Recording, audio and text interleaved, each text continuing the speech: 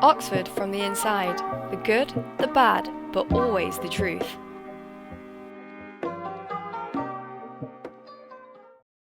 Hi, I'm Nikita, and welcome to today's episode of Oxford from the Inside, the good, the bad, but always the truth. Today, I'm delighted to be joined by Arron O'Connor. Arron, if you'd like to introduce yourself. Yeah, absolutely. So my name's Arron. I am the outreach officer at Oriel College. And kind of what that means is I talk to young people all across the country about the different opportunities that lie ahead, particularly with regard to higher education. And Oxford and Cambridge as two options within higher education. Brilliant. Thank you so much for coming on today. You're kind of explaining a little bit about outreach and what you do as an outreach officer. Can you tell us a little bit more about the role outreach plays in Oxford? Yeah, of course. So, the University of Oxford, as a whole, across all of the colleges, the departments, has a mission, in some sense, to inform and attract the best candidates, regardless of background. So, no matter who you are, where you come from, what beliefs you have, whatever it is, what matters to us is that we are, like I said, informing and attracting the very best academically, no matter who you are.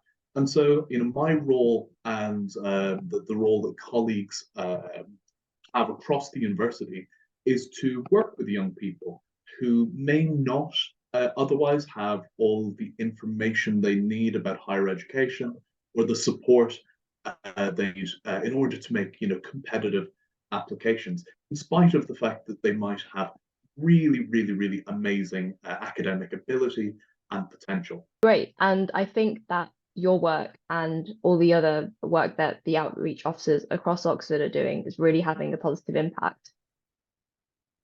Yeah, hopefully. And one thing that I think is really beneficial for the University of Oxford and similarly the University of Cambridge is that because we have that collegiate structure, we're made up of loads of different colleges.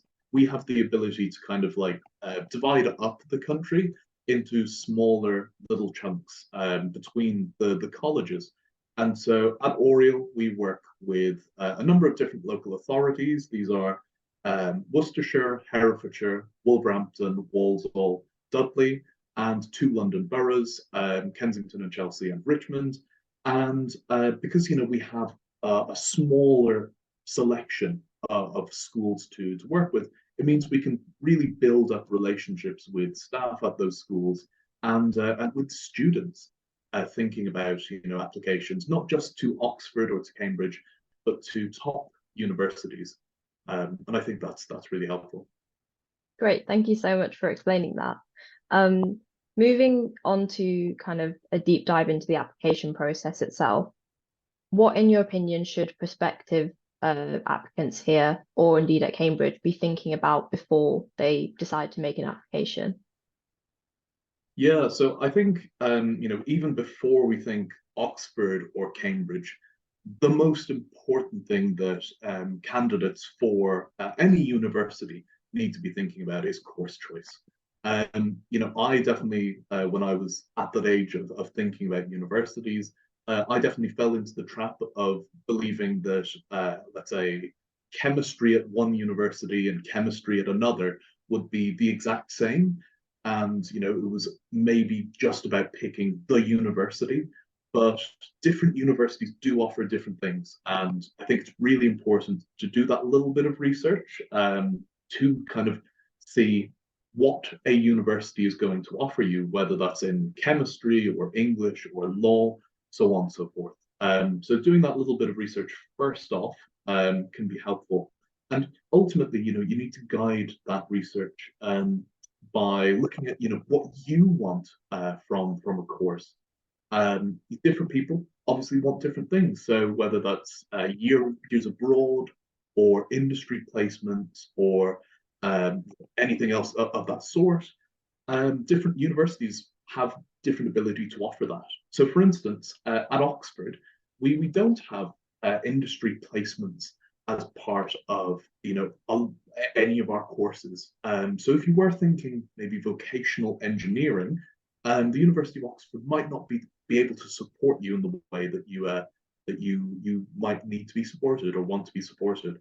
And that's not to say that the Oxford engineering course is bad in any measure. It's an amazing course, I'm sure one of the top in the world, but you really should be guiding your choices based on your preferences. And like, that's not to say, delete options and put obstacles in front of you. Absolutely not. Consider places like Oxford or Cambridge or Russell Group universities. Just make sure you're getting what you want, as opposed to what universities tell you they have. Yeah, definitely. I can definitely echo that idea of course before university. It's something I tell everyone I speak to who's asking me about applications.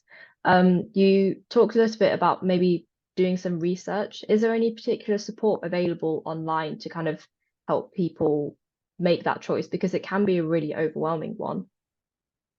Yeah, absolutely, absolutely. And I think before I say anything, one thing that I would really want to emphasize is never, never, never feel the need to pay for any support. That's something that does come up with, University of Oxford, University of Cambridge applications.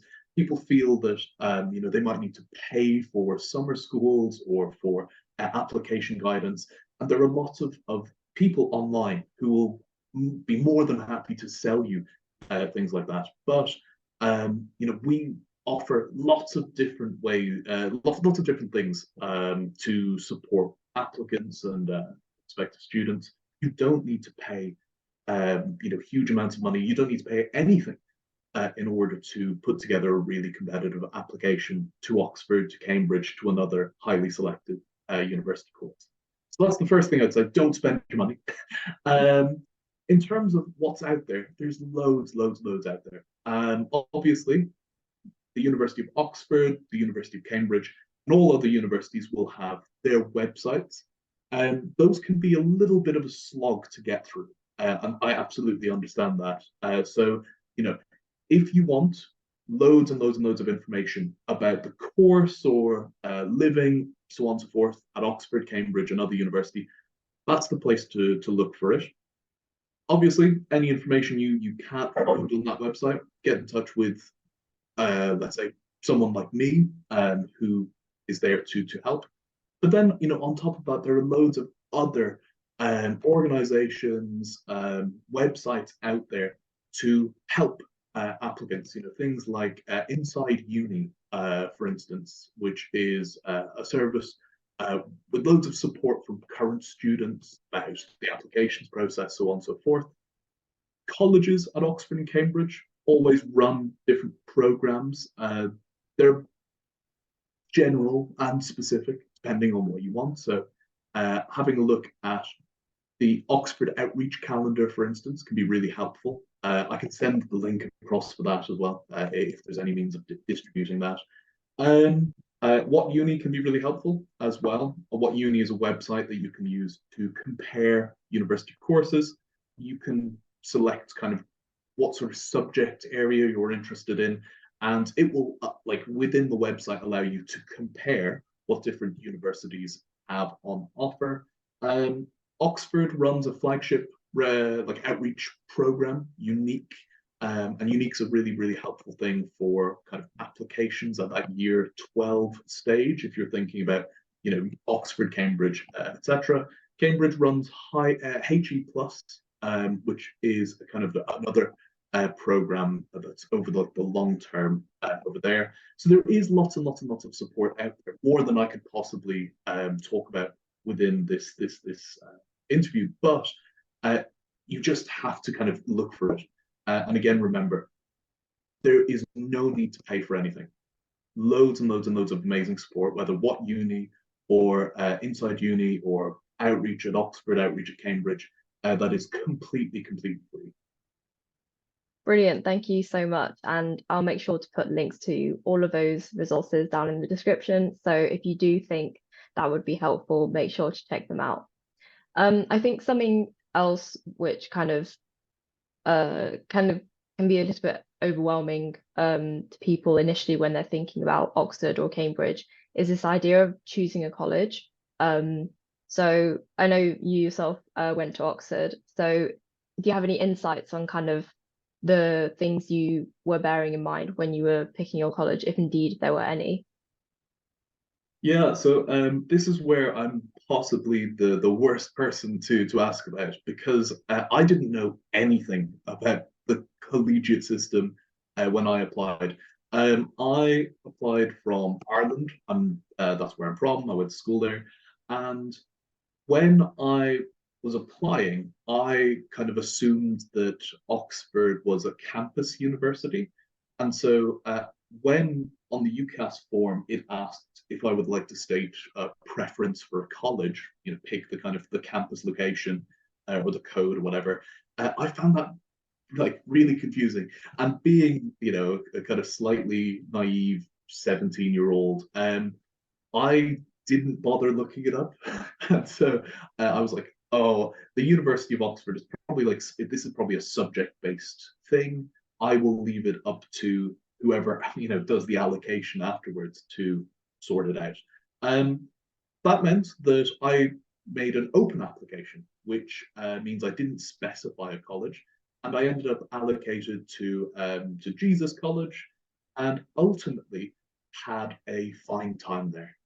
It was a good 3 years of study. I don't think I would have necessarily noticed had I been at another college. So that experience is going to kind of provide a little bit of a slant to my impression on the choosing a college question, which is to say, choosing a college, it's one aspect of the application, but it's not the most important thing. Ultimately, no matter which college you study at, so long as that college obviously offers your course, um, your experience is going to be the same across the university. So you'll have a set curriculum within your course that you are looking at. You will have teaching generally across the university, whether departmental lectures or even tutorials, supervisions, those small groups at other colleges. And so the teaching side of things, that is not determined by your college to some extent. You will get an experience across the uni. Where I would kind of recommend looking is, facilities, accommodation, things like that. The collegiate system kind of is more about the day-to-day stuff than it necessarily is the grand, the course, the curriculum, so on and so forth. So if you have particular wants as per, your accommodation, or if you want maybe a gym on site, or if you want, a particular location within Oxford, that's the sort of thing that I would look at, and you can find out more on college websites. But even if you do select a particular college in your application, that's not a guarantee that that college will be the college you eventually attend. About 20% of all of our students end up at a college that was not their first choice. So although you do get that option to specify a preference, it's not a guarantee of going one place or another. And so although it might seem like a really important concern with the application, just take it as a kind of secondary thing, a preference. And I think, like I said, no matter where you end up, if you do end up coming to Oxford or to Cambridge, no matter which college you study at, your experience will be broadly similar. Great, thank you. And really appreciate you speaking about your experience of submitting an open application. The episode before this was actually about open applications. We got a couple of students on who had submitted open applications and ended up at Hilders, I believe. And I think the thing that really links everyone is this idea that no matter what college you end up at, you do end up enjoying it. And you will end up finding your people, whether that's in your college, in your subject, or elsewhere across the university. And I just wanted to touch on something you were saying about 1 in 5 students who pick a initial college don't end up at that college. So we often hear a lot of talk about pooling. And particularly with interviews coming up, it might be something that some applicants are thinking about. I think we as students don't have a very good understanding of it just because we're not really seeing the bigger picture. Is there anything you can tell us about how pooling works? Yeah, good. So this is a little bit of a complicated thing because it's a university-wide system that all of the different colleges and the departments will be using. And at the moment, the systems that we use to look at applications and make shortlisting decisions for interviews, so on and so forth. At the minute, that system is a go. There are lots and lots and lots and lots of applications currently filtering through the system. Pooling is, a kind of convenient word that we use when we're describing that system.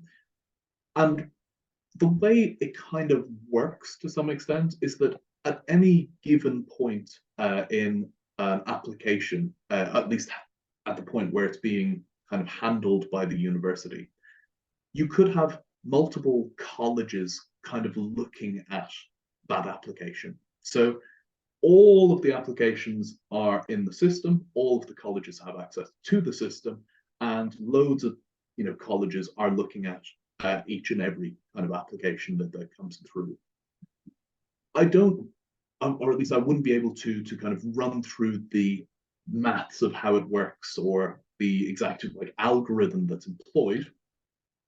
But this does mean that across the entire university, all of our applications are kind of spread evenly and fairly. It ensures that, in a given year, we don't have every PPE applicant applying to Christchurch. By having that system in place, it means that, all of the colleges can kind of spread the applications around.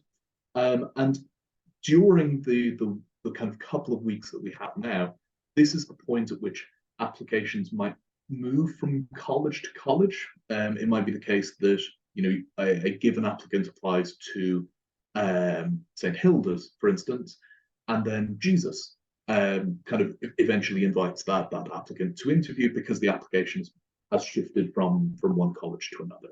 So ultimately, it's kind of a matter of not convenience but expedience. The pool. It's not the case that we're kind of fishing from it. I know that's an allegory that's, or not an allegory, but a metaphor that's sometimes used. That some colleges are able to pull the best candidates out of the pool, and others only get the little sardines out of it. That's not how it works. The way it works is just to make sure those applications are spread evenly and fairly. And this does mean that multiple colleges could be looking at a given application at any one time. And this is sometimes why a given candidate might have interviews with more than one college, for instance. But that's not to say that's advantageous or disadvantageous. Yeah, I think coming back to this idea of the point of outreach, making sure the university is admitting the best and brightest students possible, it's all about that, really, isn't it? Yeah, absolutely. And when we consider every application that comes to us, we'll be looking at lots and lots and lots of different things. We'll be looking at, obviously, the personal statement, admissions test performance, if that's relevant, written work samples, but on top of that, lots of contextual information about a given candidate, where they're from, the school that they attended, all of those sorts of things that give us a nice picture of a candidate's interaction with education up until the point of application. And so there are loads of contextual considerations we have about whether a candidate has been eligible for free school meals, whether a candidate has experience of care, whether a candidate's postcode has high socioeconomic advantage or disadvantage, or whether a candidate's postcode area has lots of progression to university. So lots and lots of people go on to attend university versus places where very few people go on to attend university.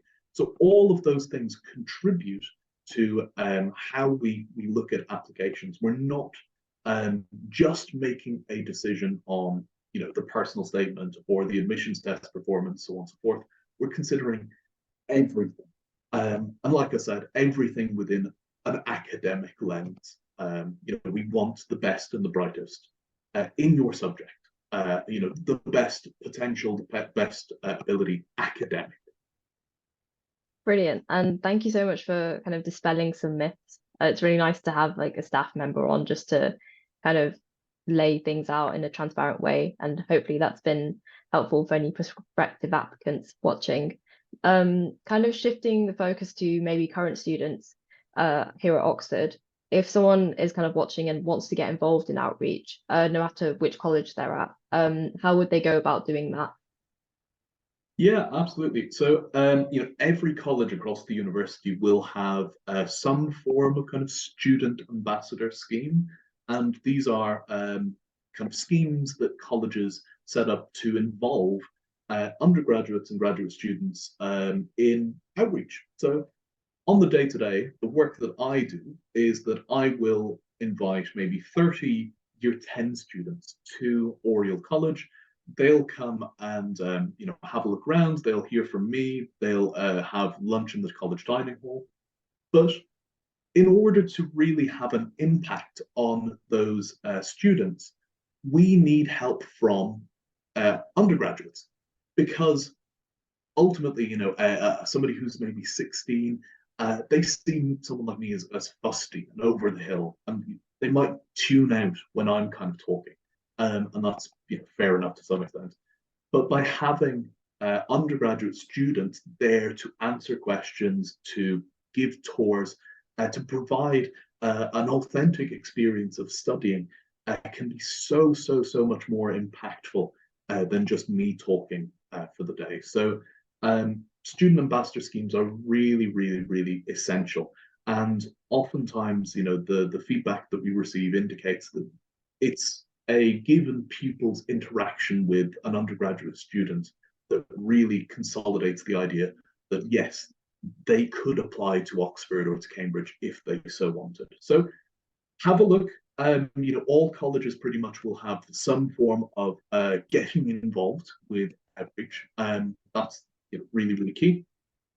The Central University as well will also have its own kind of ambassador scheme. So the undergraduate admissions office has a kind of intercollegiate, or at least a college blind ambassador scheme, where people can sign up, get involved, and that can translate then into helping out with things like the UNIQ summer school, which is run centrally by the undergraduate admissions office. So that's another way of getting involved. UAO generally kind of recruit around November time for UAO ambassador positions, which is now. And so potentially have a look there. On top of that as well, then, there are loads of societies, set up by really motivated undergraduate students that do similar work to what outreach officers and access kind of officials, staff members do. So looking at some of those and getting involved can be really helpful as well, whether that's a student society and impact groups. Yeah, I can definitely vouch that on the college level of outreach, found it really a rewarding experience. So I would definitely recommend everyone to get involved. I'm afraid that's all we have time for today. Arron, thank you so much for coming on. Personally, I found your insights really useful, and I guess everyone else listening or watching will have done so too. So thank you so much, and hope to see you in the next episode, guys. Bye. Thanks.